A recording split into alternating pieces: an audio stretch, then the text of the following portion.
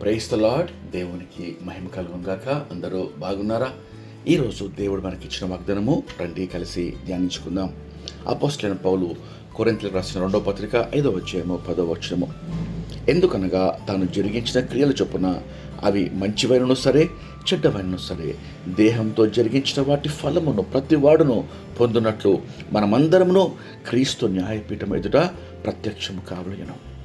ప్రియమైన దేవుని సంగమా, ఈరోజు ఒక శ్రేష్టమైన వాగ్దానము, హెచ్చరికతో కూడిన వాగ్దానం పరలోక తండ్రి మనకు అనుగ్రహిస్తుండడు.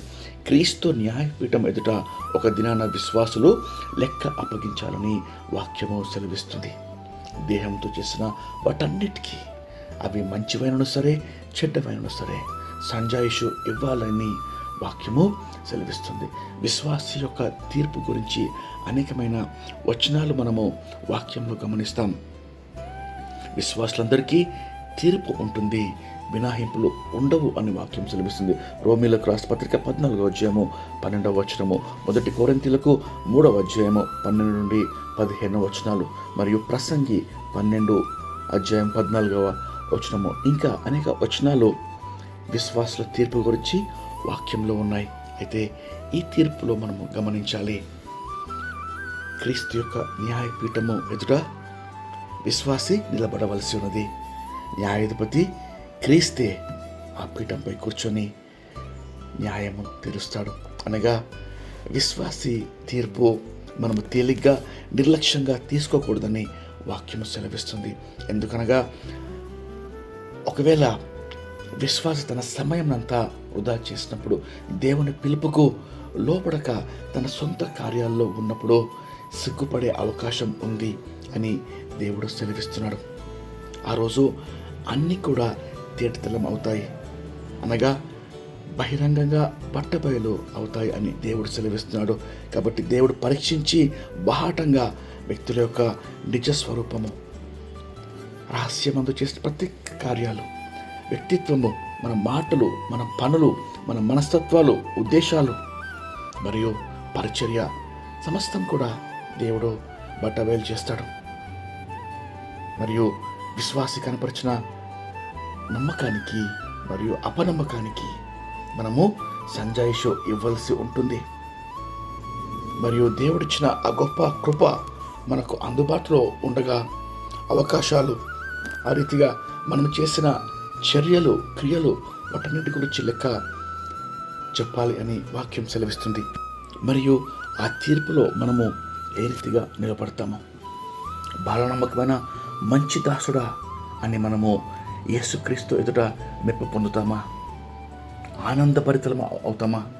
లేక ఆ తీర్పులో మనము తల వంచుకొని సిగ్గుపడవలసి ఉంటుందా?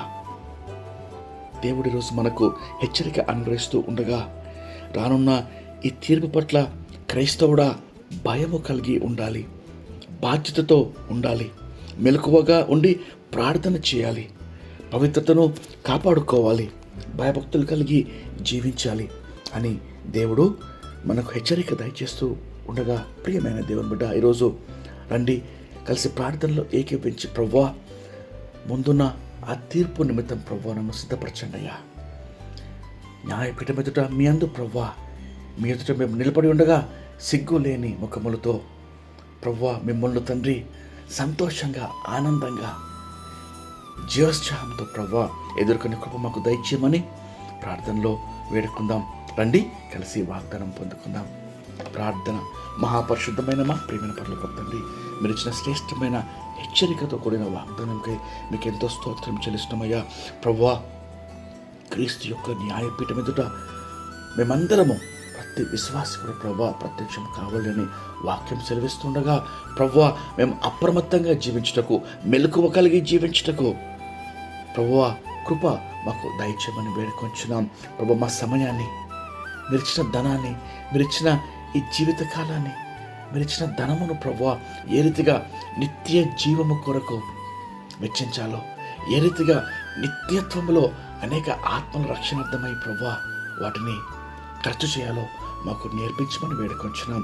దేవా, వ్యర్థమైన ఇహలోకపరమైన విషయాలకు తండ్రి మా సమయమంతా, మా జీవితమంతా, మా ధనమంతా ప్రభా వృధా చేయకుండా ప్రభా నిత్య జీవం వైపు మా కన్నులు ఎత్తి ప్రార్థించుటకు పనిచేయటకు గొప్ప దయచేయమని వేడుకొంచున్నాం.